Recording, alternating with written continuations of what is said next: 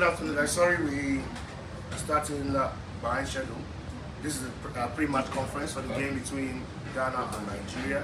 It's World Cup qualifying playoffs, and we have the captain of the team, Ahmed Musa here, and also the vice captain, William Trust Ekong.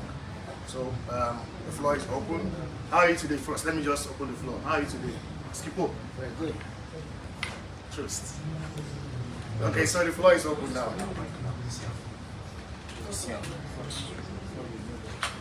Who's shooting first? Okay. Your name and then the medium. Good afternoon, everyone. My name is Uche Mudo. The pretty one loves to talk sports. I work with K7. Truth, this is for you. At some point when the list came out, it was in doubt that you're going to be here because your manager of your club had said you were a bit injured, but I know that you're here now. So what does it feel like? Because I know that it must have affected, maybe for some people they would say, seeing Trust Ekong, is he fit, is he ready to take on this task? Yeah, so thank you, good afternoon everybody. Yeah, I think there was some miscommunication in the press, and I had a small injury that was 14 days ago. I'm back fit, and I think that's the reason you guys see me here. If I wasn't fit, I wouldn't be here today. So we've got plenty of good players that could fill my spot as well. So yeah, I'm feeling good, and yeah, like I said, I think there was some miscommunication about the duration of my injury, and yeah, I've been training for the last 2 weeks and feeling good. So happy to be here today. All right, and congratulations, guys. Welcome back. The last time, you know, the team got together. Sorry, sir. Your name and your organization. My name is Ferdinand from Arise News. The last time the team got together, I want to believe that the parting note was not a very pleasant one, coming back from the African Cup of Nations, where obviously we wanted more than we all got. And how is it like getting back together? And how exactly are you guys hoping to use that as a springboard to achieve future desires? That's it. Thank you very much. Good afternoon. Yeah, when we get knocked out in the AFCON, it was not what we planned for, but there is football. Sometimes it's good, sometimes it's bad. For the both two countries, we didn't have a good tournament in AFCON, so I think that is why the game will be very tough for the both of us. So as you can see, we are back here in Abuja and then ready for the game in 2 days' time. So separate on the pitch, and then we're talking the pitch. Music, culture, entertainment, sports, one of it. To these players, are they aware of the rivalry?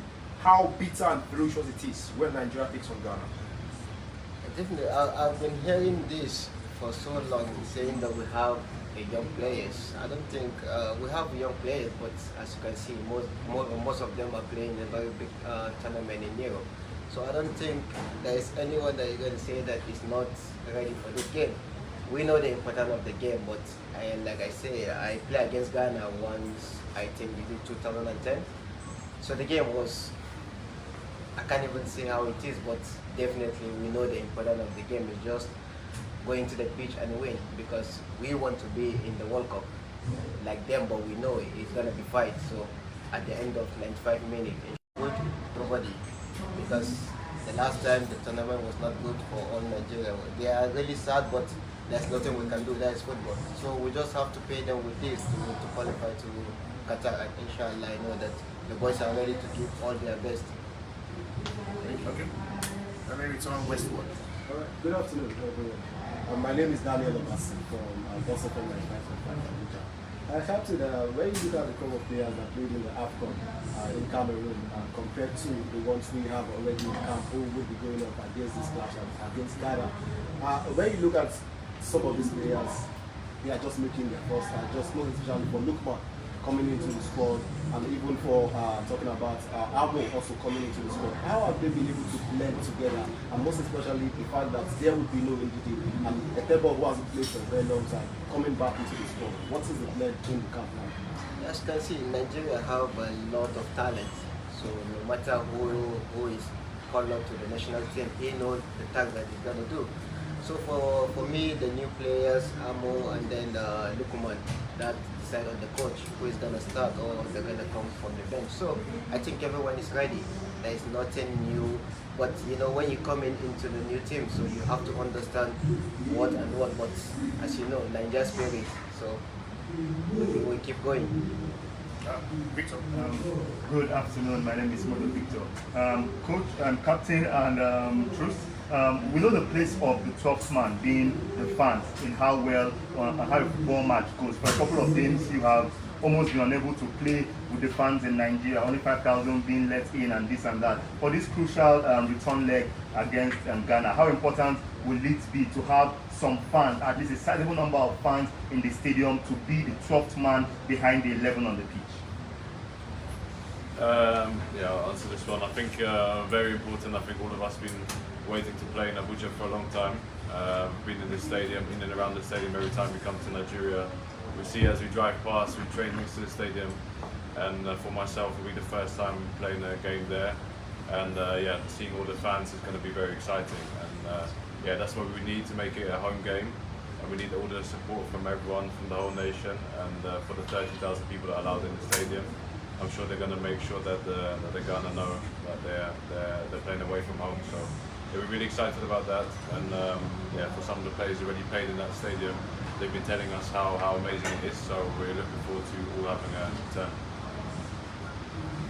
Right. Okay. So Henry. My name is Laila Wal. I work with that communication honorable EIT and my question to the captain. Alright, so you hold the goal record for Nigeria at the World Cup with 4 goals. Nigeria seeking out their 7th appearance at the World Cup, while Ghana instead of their 4th appearance at the World Cup. For you, what does it mean? Missing out at the World Cup against about Ghana. What would that mean to finish out? Yeah, for me, I think since my career in the Super Eagles, I've never lost to any country going to the World Cup, so I don't think this will be anything.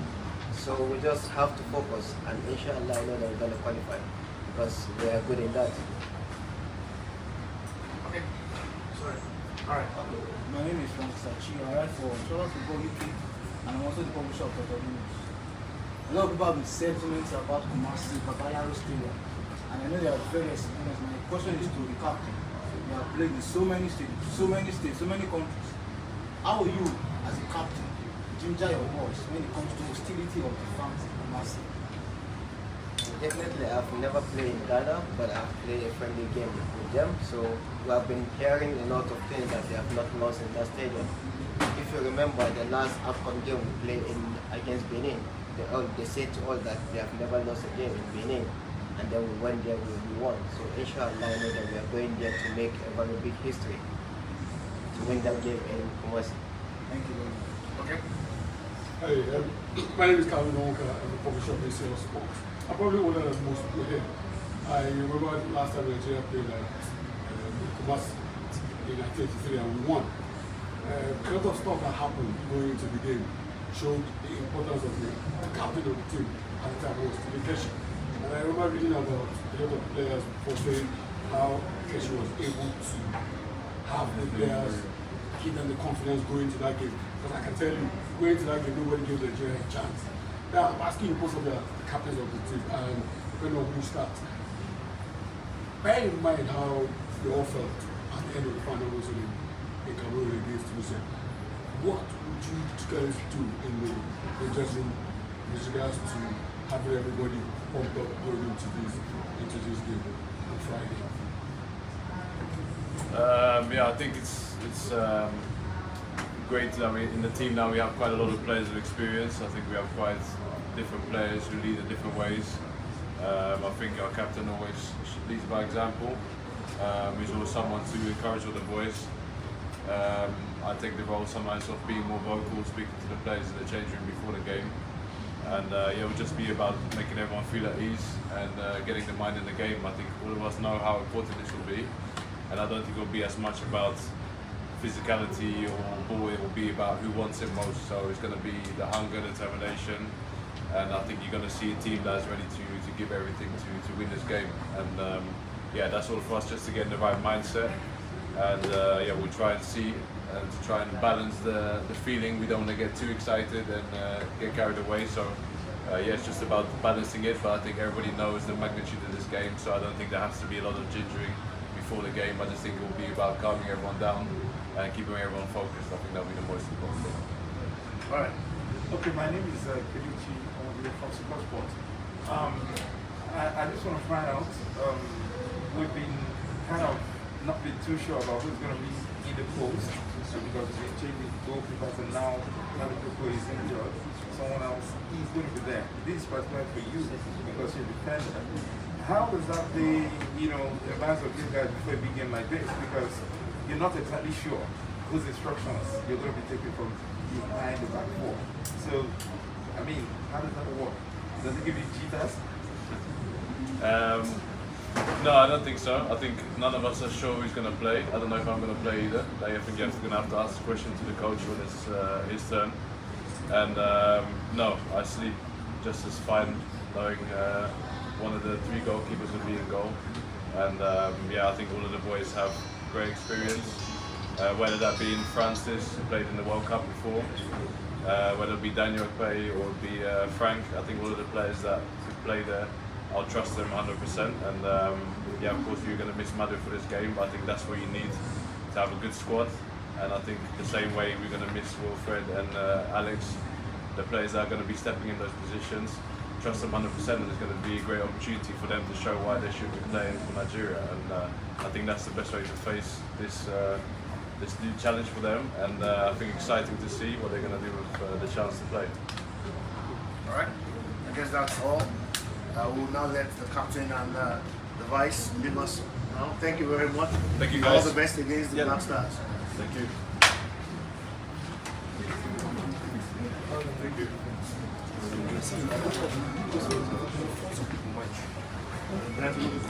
Coach is coming now.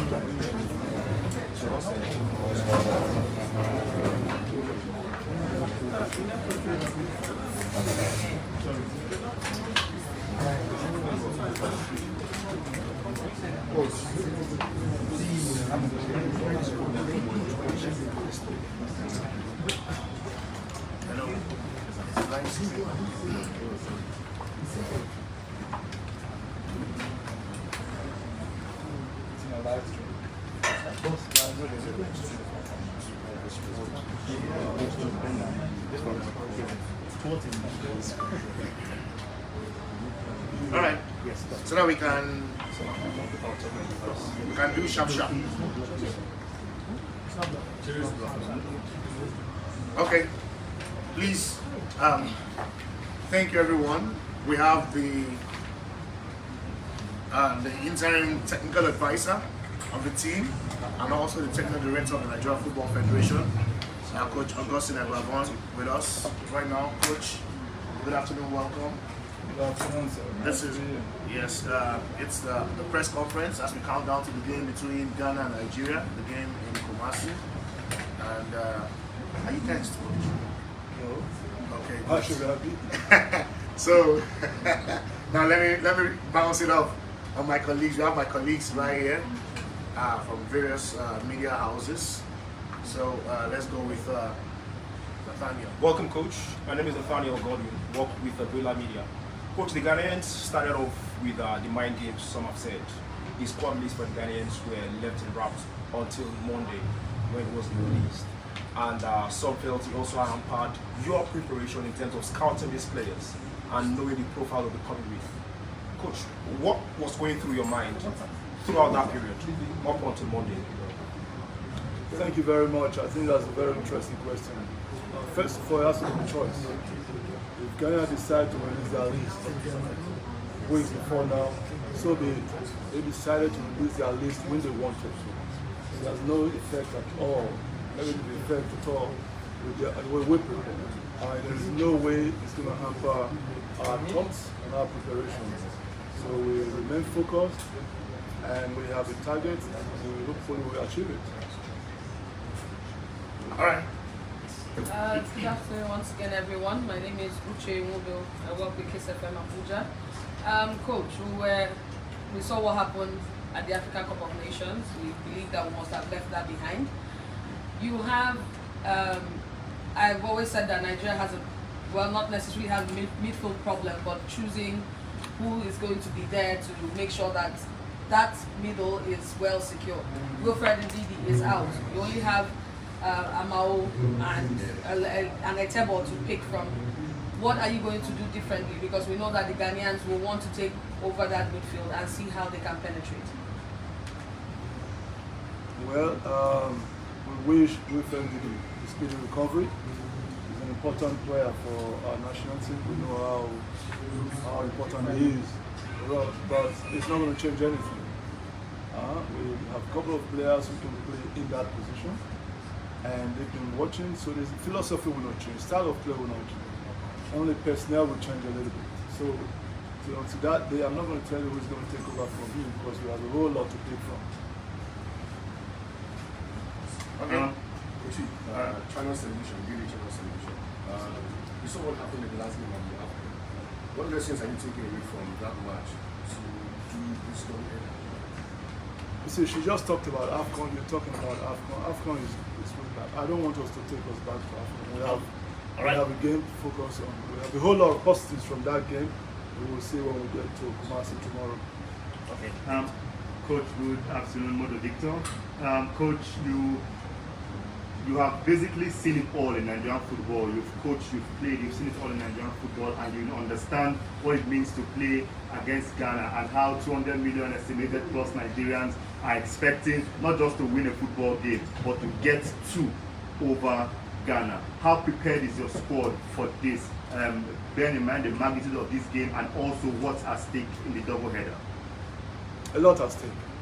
What's important is to get a ticket and be at the World Cup Qatar 2022, and we're on the verge of doing that. See, we have a very strong squad. We have a whole lot of pool of players to pick from for the fact that India is injured, no problem at all. Yes, we're representing more than 200 million Nigerians. We're privileged to do that. It's not a right. I've always said it's not a right to play for Nigeria, neither to coach Nigeria. So we have the opportunity to contribute towards the father's land. You must try to take the opportunity and do your best so it becomes a point of reference. So the squad we have assembled so far at the moment, both the players and the technical crew, of course, the federation as a whole, we are all working towards the same set goal. And with all respect, we have to respect Ghana. It's not a pushover, it's a very good squad. So we'll go out there to fight there and make sure we get the job done and get over the line. All right. Sorry. Coach Femi Johnson is my intro to you. What message do you want to give Nigerians in Kumasi? We have a lot of Nigerians there. And of course, this is a match that they will be looking forward to watching. Some of them are already mobilized.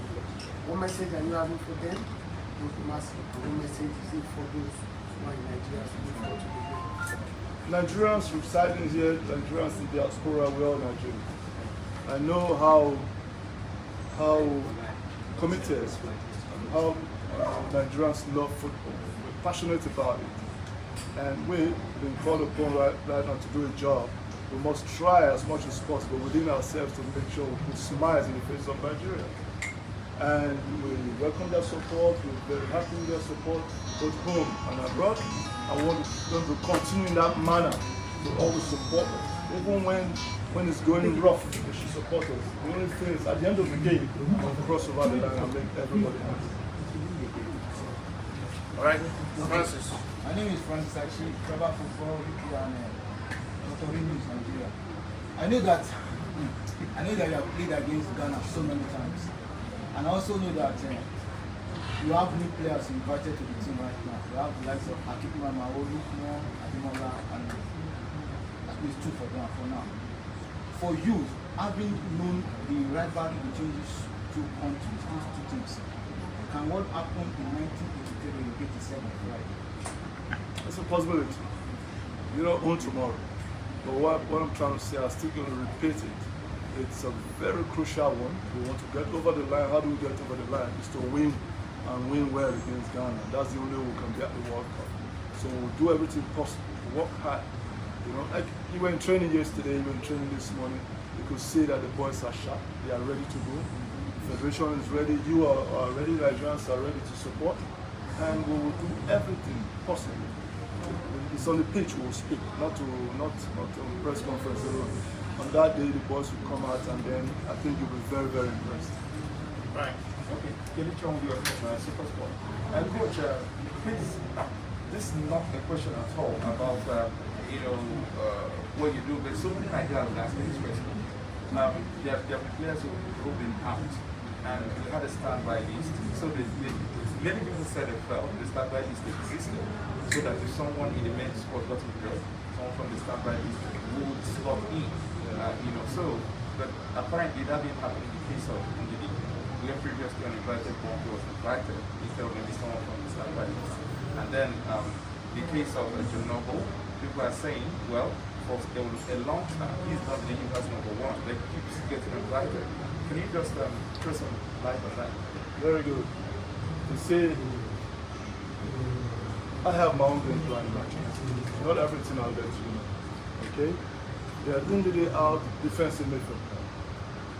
And then, if you look at the standby list that you have in your possession, there is no defensive midfield. Alright, it's quite unfortunate that it is out. So, Bonke is also in the list somewhere in my heart.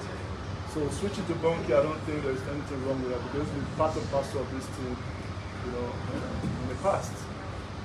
And have you watched any of my last 3-4 games? Yeah. Who was the goalkeeper? Noble kept starting the last game. All right, we can take one more question. But listen, I'll tell you another thing. On the Noble issue, yes, it's been part and parcel of us. I've watched the league. I have a couple of goalkeepers I've also seen. The Lobby goalkeeper, Wabali, been with us for a while. Olorunloke Ojo, somebody who I've also followed. And somebody who wants to try to get information. Noble was actually subbed in the last game against Wicked. I heard a whole couple of news and all that, but I had to call my colleague, which I hold in high esteem, Finidi George, to find out what the situation with Noble was. Find out he's been keeping for the last 4 games, and then Finidi told me everything is okay. I called the medical team there, everything is okay. So that's what's informed us coming with the group. Every other person who has not played till now, bring the goalkeeper department, everybody has a chance. We should just pray we keep winning. And when that opportunity comes, COVID has changed a whole lot of things in the past 1 or 2 years. There's not been chance for you to at least experiment at all. Yesterday was our first section. This morning a little bit, this afternoon, and then we fly to Kumasi. After that, after crossing over, World Cup is in November. And then Nations Cup qualifiers is around the corner. And there's no really window to try anything. But we have a whole lot of players that we want to have to look at. But the opportunity must present itself before we can do that. We can't just take risks. Thank you. Thank you, sir. All right, so one more and then we'll wrap it up. While I work with that communication of AIT. Coach, what will be your approach to these 2 matches, bearing in mind that this is the last order, for us to go through to the World Cup? What's going to be the approach? Are we attacking or through, or what's going to be your approach? In one word, positive. Thank you. Yeah, positive. All right. Well, thank you very much, Coach Augustine Egavon, and all the best. All right, thank you, colleagues. Coach. Wait, let him walk. Can I just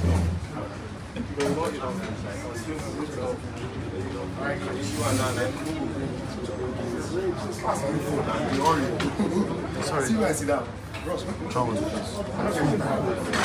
Next. Are we good? I'm on night. I'm fan of the